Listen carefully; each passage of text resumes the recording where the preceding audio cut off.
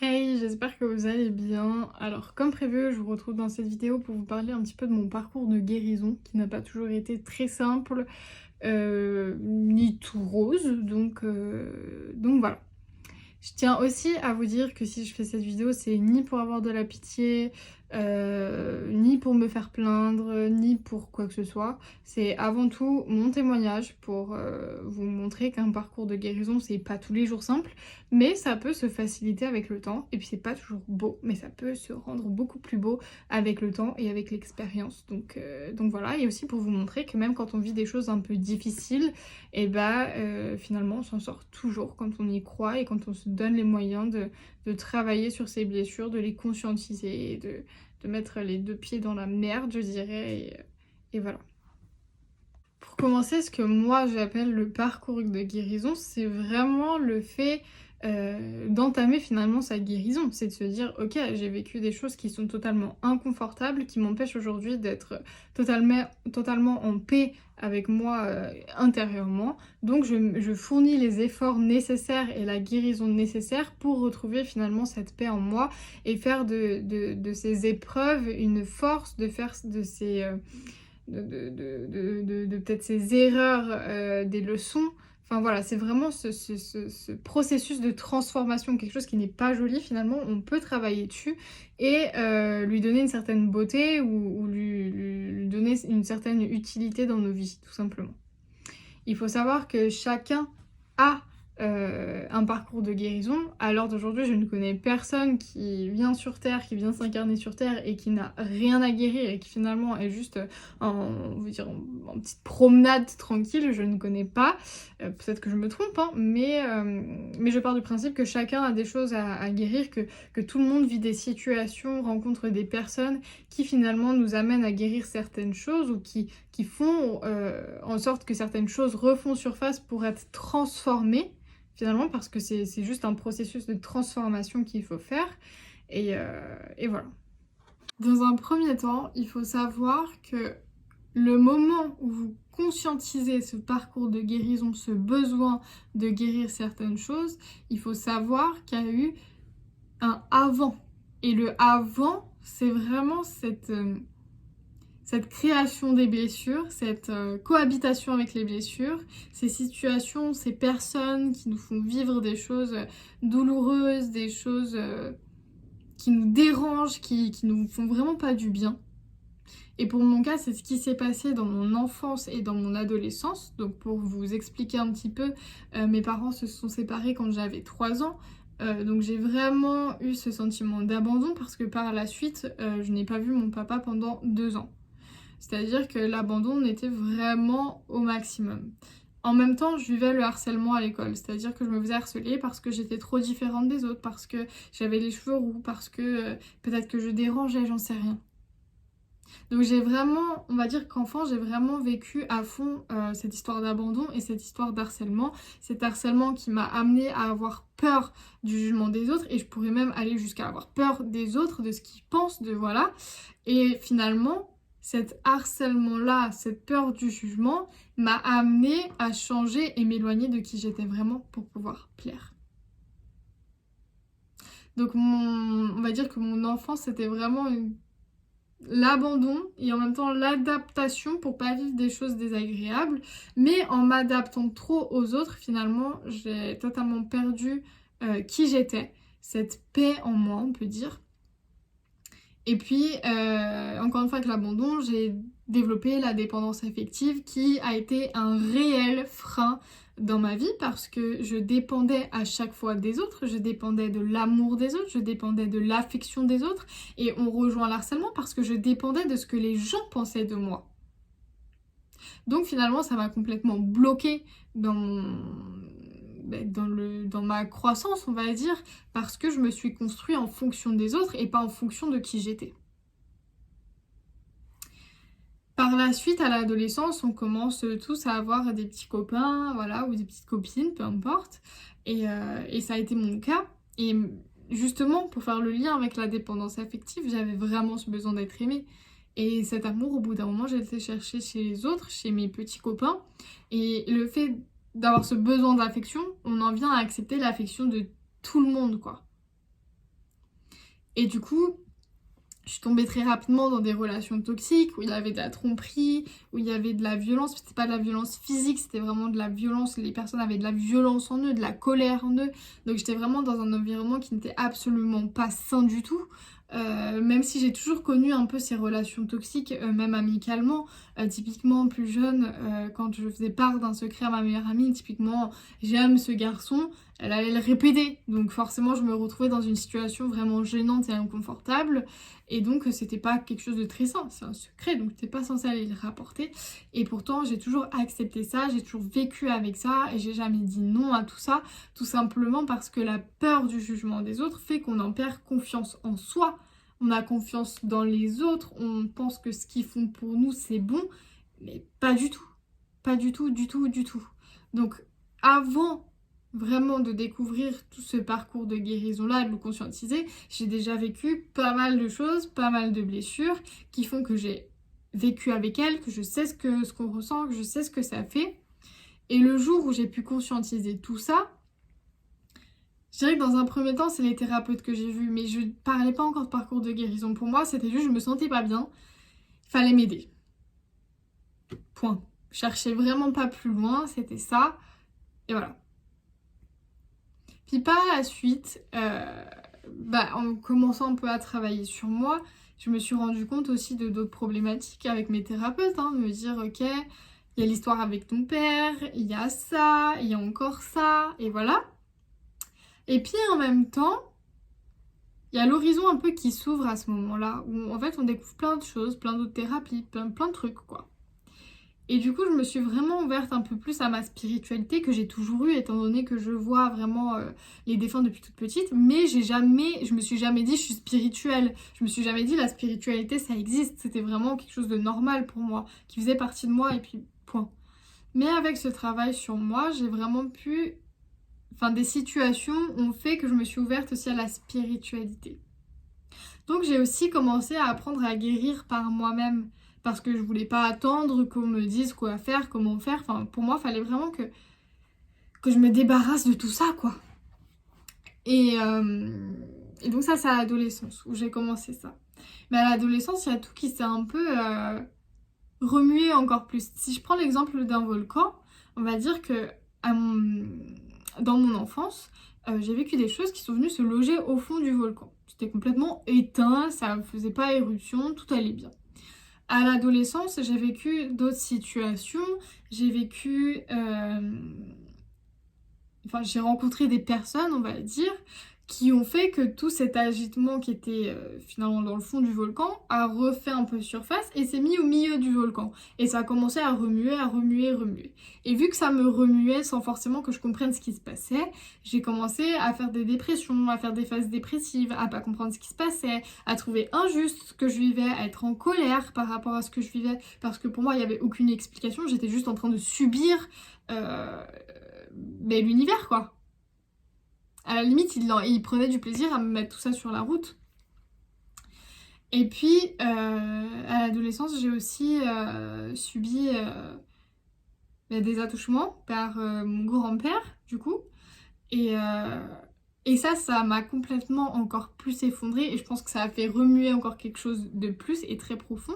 Parce que ça a relié tout à la famille. C'est-à-dire que j'allais tout perdre. Et à l'adolescence, j'avais vraiment cette peur de tout perdre. Je voulais avoir un maximum d'amis, je voulais être un maximum entourée, je voulais vraiment plaire. Enfin, c'était vraiment tout ce que je voulais, quoi. Parce que je voulais être comme les autres, qui brillent, qui plaisent, voilà. C'est pas une vraie lumière, on est d'accord, parce que c'est un peu comme la recherche de notoriété, quoi. Être aimé par les autres, être vu, et voilà. Donc j'étais vraiment tombée là-dedans, et honnêtement, je savais plus du tout qui j'étais. Alors, qui était Morgane? On sait pas. Pourtant, elle était plein de gens en même temps. Voilà.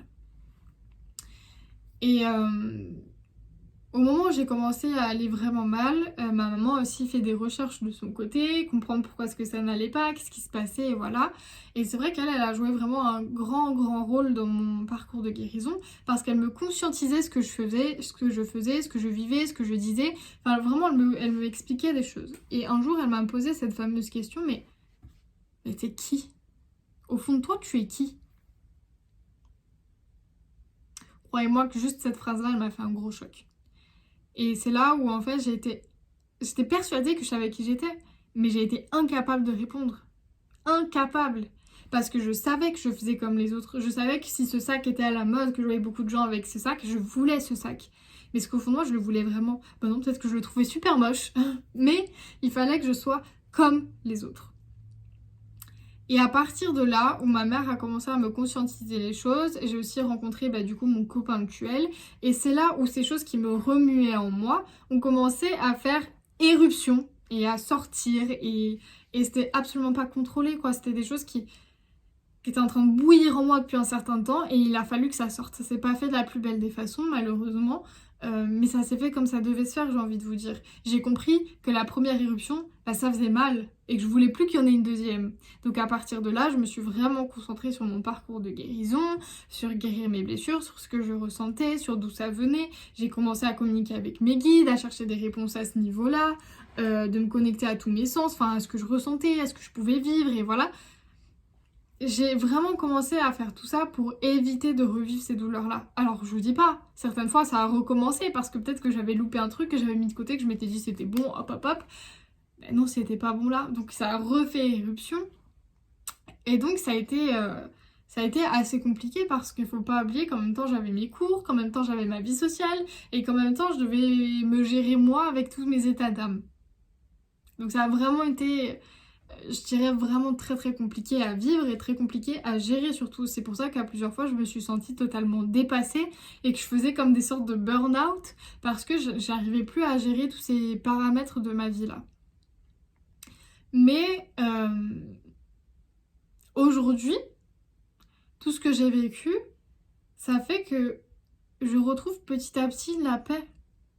C'est-à-dire que toutes ces années où j'ai galéré et que j'avais pas le mode d'emploi de comment ça fonctionnait, et chaque galère m'a donné, on va dire, une ligne du mode d'emploi. Donc je savais que quand je ressentais ça, j'ai déjà senti, ça veut dire ça. Ok, donc ça veut dire ça, je dois me concentrer là-dessus. Et puis j'avais encore loupé un truc, donc c'était de nouveau une galère. Alors j'avais la deuxième ligne. Ok, donc si je ressens ça et que là je vois ça, ça veut dire que c'est ça plus ça. Enfin bref, donc j'ai commencé vraiment à faire mon petit mode d'emploi de la guérison, si vous voulez. Et puis, évidemment que les blessures n'ont pas arrêté de se créer, que les situations inconfortables ont continué à se présenter, ainsi que les personnes, etc.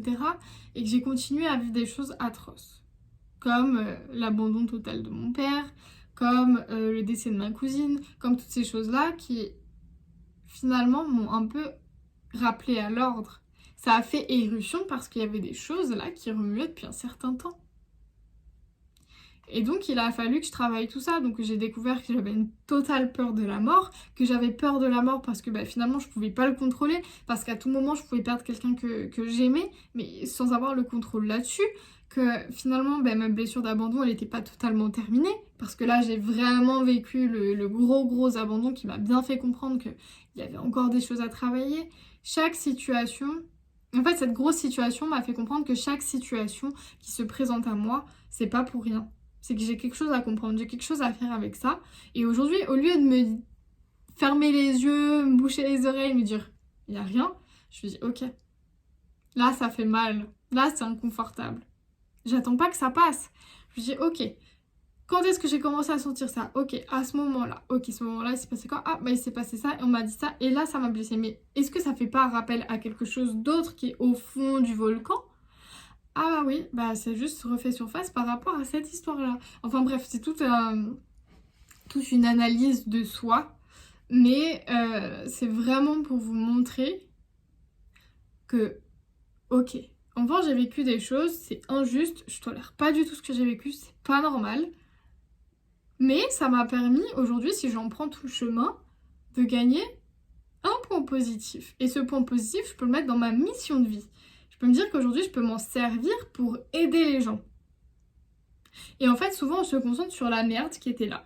On dit, enfin, ouais, c'était injuste ce que j'ai vécu, c'est horrible, je veux plus ressentir ça, etc. Ok? Mais suis le chemin. T'as gagné un truc positif dans cette situation-là. Peut-être que t'en as gagné même 10.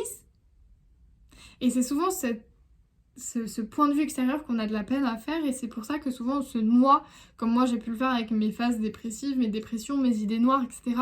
On se noie vraiment là-dedans parce que on reste dans ce sentiment de c'est injuste. On reste pas dans cette...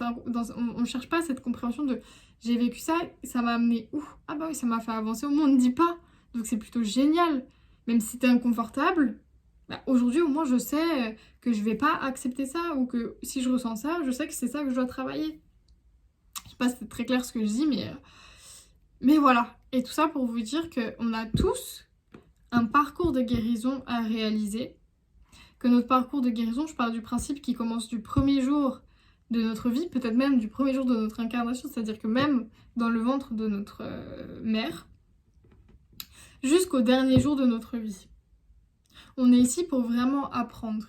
Et le parcours de guérison, c'est vraiment le parcours qui nous apprend énormément de choses, qui nous donne énormément d'outils et qui surtout nous permet d'être qui on est, d'exister pour ce qu'on est et de réaliser peut-être notre mission de vie, de réaliser ce qu'on est venu faire ici, etc., etc.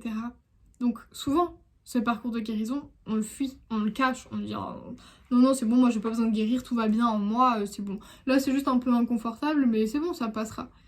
Ok, ça passera, mais jusqu'à quand?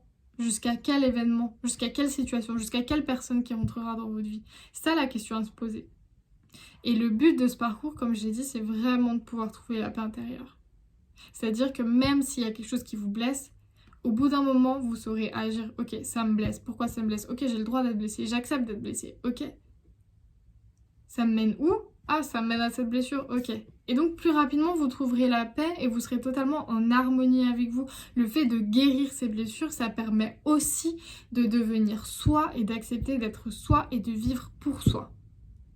C'est pour ça que j'insiste vraiment sur ce parcours de guérison. Je sais que c'est pas évident, je sais que ça fait mal, que c'est inconfortable, que c'est douloureux et que tellement de fois on a tous envie de fermer les yeux et de se boucher les oreilles et rien sentir. Mais ça se passe pas comme ça. On est vraiment ici pour apprendre, pour guérir, pour devenir qui on est, pour travailler sur son âme, etc., etc. Et c'est pour ça qu'aujourd'hui je vous parle de tout ça, que je vous fais mon mini témoignage qui dure quand même 15 minutes, mais bon, voilà, pour vous montrer que c'est moche, mais ça devient joli.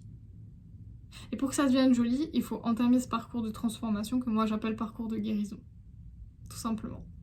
Alors je sais pas si mes mots vont aider certaines personnes, vont vous aider à comprendre certaines choses, etc.